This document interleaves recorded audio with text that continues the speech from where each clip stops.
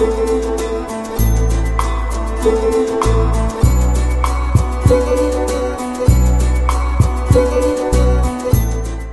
διαδικασία των αιτήσεων σίγουρα είναι πολύ αγχωτική.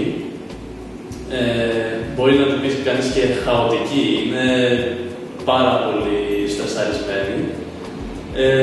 Το μόνο που μπορώ να πω είναι ότι καλό είναι να κάνετε νωρίς αίτηση, γιατί το λαμβάνω αυτό υπόψη στα πανεπιστήμια και θα έχετε περισσότερες ελπίδες να περάσετε στο πανεπιστήμιο που θέλετε. Το GMAT σίγουρα έχει μεγάλη βαρύτητα στην τελική επιλογή και στα κριτήρια των πανεπιστημίων.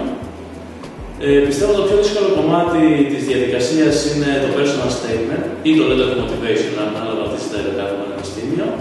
Σε αυτό θα πρέπει να εκφράσετε τον εαυτό σας, να γράψετε κάτι με δικά σας λόγια, που να περιγράφετε την προσωπικότητά σας. Αυτό χρειάζεται λίγο χρόνο, δηλαδή πιστεύω ότι ένας μήνας θα χρειαστεί για την εγγραφή του και σίγουρα θα πρέπει να πάρετε κάποια άποψη από κάποιον τρίτο για το τελικό κείμενο που θα γράψετε.